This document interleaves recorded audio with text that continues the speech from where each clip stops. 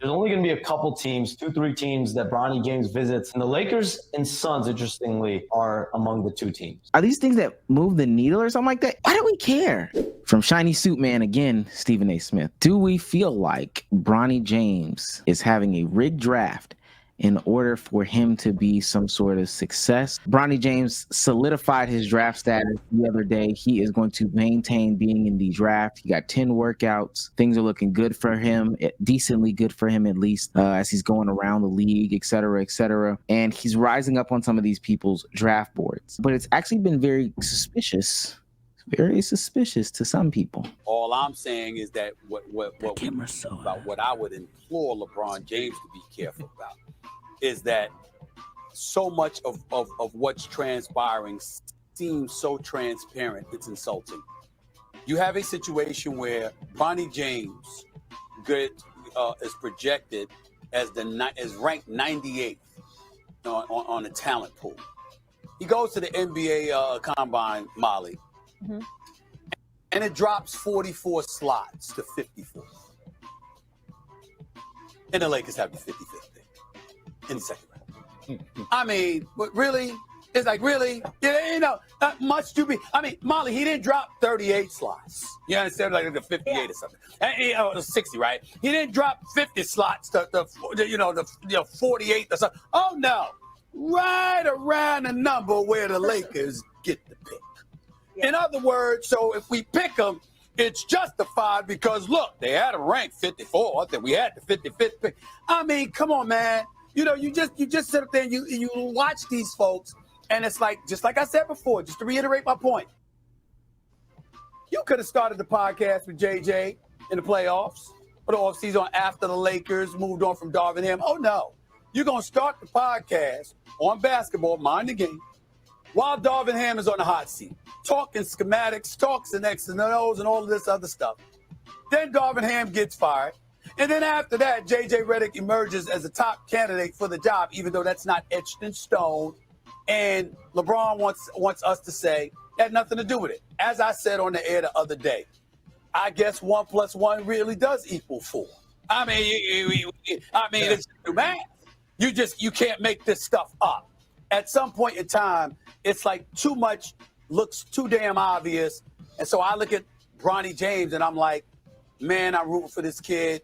Great kid. Wish him nothing but the best. Wonderful family. Wonderful kid. All of that other stuff. But when stuff like this happens, it just invites cynicism and skepticism. And that's totally unfair to that kid. Can I go first? Because I can't speak too much on Bronny, but I can speak on something I know about. And me and Damo just disagreed on the last segment. Damo, you're 100% right. I can see. This shit is nasty. We are talking about Bronny James going from, what was it, 89, 98, whatever he said, to being around 54, 55, unironically near the Lakers. To me, I interpreted that as he's draftable, but I understand that, oh, wow, it is one pick above the Lakers. I get that. But my issue is, we're talking about this man. We're talking about this young man. I don't even know if he's 21. Can he drink? We're talking about him, and there's like way better prospects out there, respectfully. We could be talking about Tar. We could be talking about the names I don't know because I'm a casual. Can these guys talk about these top-tier players, these top 10 draft picks that are supposed to be the faces of these franchises? I don't know who the Wizards should be getting because all I heard about is Sar. From you niggas. I didn't even hear them talk about Sar on First Take yet. And maybe they did. Maybe I weren't tuned in. But this is just, man, we are talking about a second rounder. I can't believe I agree with this guy from ESPN. Kendrick Perkins was spitting. I seen the segment where Perkins was like, yo, are we talking about Bronny right now? Like, are we dead the fuck ass? This shit it's depressing right now. I know we're going to talk about Bronny as well. So if that scene is hypocritical, hey, good for you. You got us. And your turn, Yu-Gi-Oh guy. But this is pathetic to me. Damo, you want to go? It's your guy, Damo. We are really sitting here talking about someone going second round because you niggas are that bored. We are sitting here talking about something fishy going on if he's going second round. Let's think of it as this. Let's say there was a kid let's say there was a kid who had a heart problem, therefore he wasn't able to display his full skill set during college ball. Now, let's say this kid goes to the NBA combine in front of a bunch of scouts and performs and does things these scouts didn't get a chance to see. Now, stick with me. Wouldn't that mean the guy that was ranked 98th with no footage or no known scouted thing, now that scouts see what he can be, what he can do, what his athleticism looks like, how he stacks up against the other prospects, now they can update the list? Where was this outrage when Porzingis came out of nowhere with a cell phone recording cam and one pro day, and this nigga jumped all the way up, and now the Knicks get him? Oh, well, no, it was there. There was outrage. No. There was outrage from Knicks fans, but where was that? Where was the ethics police? Where were you niggas at when D Wade bought ownership in the Jazz and got his son a spot on their G League team? Low-key, that was there. It was also there. That one was there, too. I ain't gonna lie. Stephen A said something? Yeah, even Stephen A. I say the second one. I can't give you the first one. I do. I let you. I got you, gang. I got you, gang. Keep going. Keep cooking. Because the first time. Now I'm bringing up YouTube. We talked about it on the pod. I swear to God, we talked about it on the pod too. Right? We talked about it, but I'm talking about the outrage from a Stephen A. ESPN. I can promise you, I don't remember. I don't remember first day talking about it. Guys, the NBA playoffs are heating up, and I am excited to bring to you Prize Picks, the best way to play daily fantasy sports. All you're going to do is download the app, go to the website, and then you're going to select your players and make some picks. I'm going to go Evan Mobley, more on points, easy one. And I'm going to go Devin Booker, less on his PRA. I'm going to put some money in, $1 million. I'm going to go ahead and hit place entry. And if you use code LKIB, Prize Picks will match up to 100% on your first deposit up to $100. Shout out to Prize Picks for sponsoring this episode. Damo, that's a different conversation. I understand what you're saying, but my whole thing is, why do we care? Do we care that the Lakers are rigging it up to get a new starter head coach that has literally middle school coaching experience to run their franchise? Do we care that LeBron James is rigging it up so his son can be a second round pick in a league where second round picks don't really make the league at all? Like, he still has to be able to make the league. And even if he does take up a Lakers roster spot, he'll be this 20th man on a Lakers roster. Are these things that move the needle or something like that? It would be different if, all right, Wemby is Bron's son and they figure out a way to do like an Eli Manning where he says, you know what, I'm not playing for no team that's not the Lakers. And he's this is Victor Wembanyama level of talent. At that point, okay, cool. Phil Jackson and, he starts a podcast with LeBron James. He's about to bring the triangle back. And he's going to have assistant Red Auerbach and Pat Riley. All right, maybe cool. We'll look into that. But this is what we care about? Or is this before Damo goes, I don't know if he's about to bring something up. I do disagree with y'all in terms of the fact that, I think there is some politics involved in all of this. I agree with Omar, though, that it does not matter.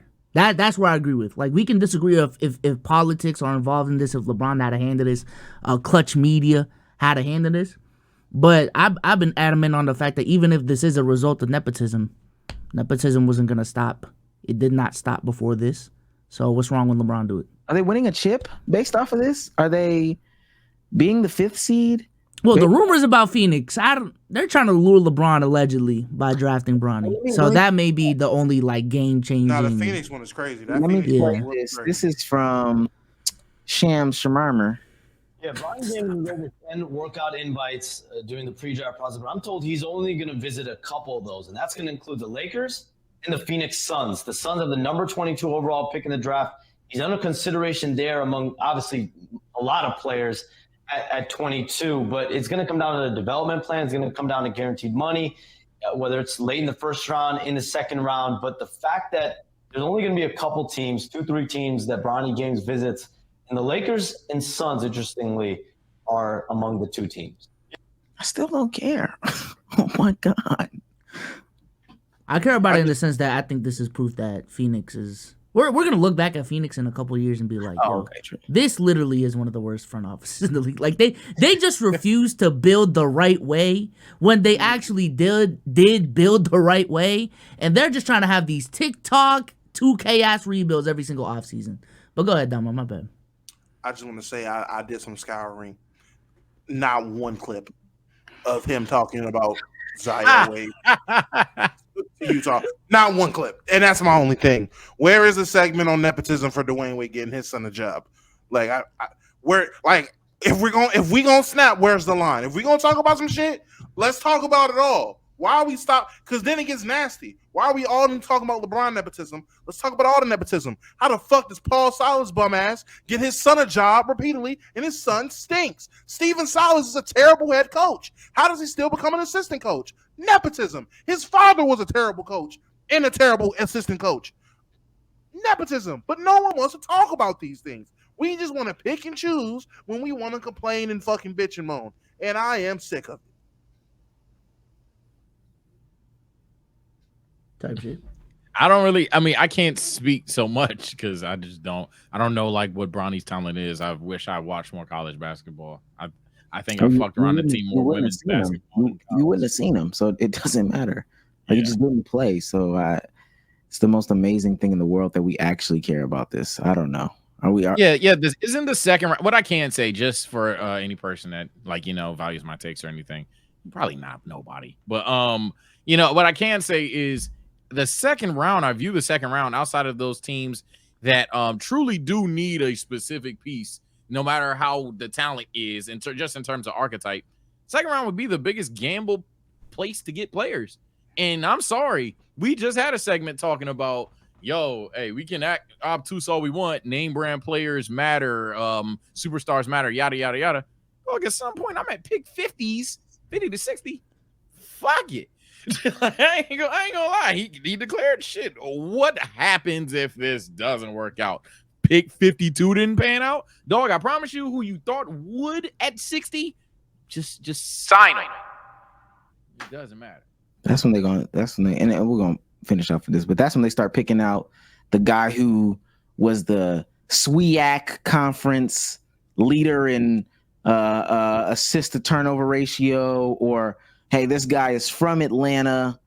His father played for the Hawks, and he's actually got 2 left knees, so he'll never play basketball again medically for the NBA. But we're gonna take him, an Isaiah Austin type beat. Like that's when you take those guys. That's when Sketch comes out there and says the pick. Not too much, man. Not too much. That's when they get Kai Cenat. All you hear is indeed. Gangy with the 19,000 pick, the Knicks select. Like, come on, bro. That shit don't matter no more. Wouldn't the Suns select him at 22 though in the first round? Yeah, bro. That's the equivalent too. Still, I don't know. Kai, go announce that. Go announce. I ain't gonna lie. You say that. Go back and look at these 22nd picks the past couple years. No. By the way, to the Suns' point, the Suns are easily the most frustrating. Shut the hell. I'm dead serious, man. You can still, y'all know me. I'm Mr. Hey, believe in There's the solid draft. names in the 22nd pick. Like There's around solid there. names in the 20 seconds. Like you go look at the past 10 years. There's solid names at that 22nd pick, but there's solid names in the second round. So I mean, hey, what are we really talking about?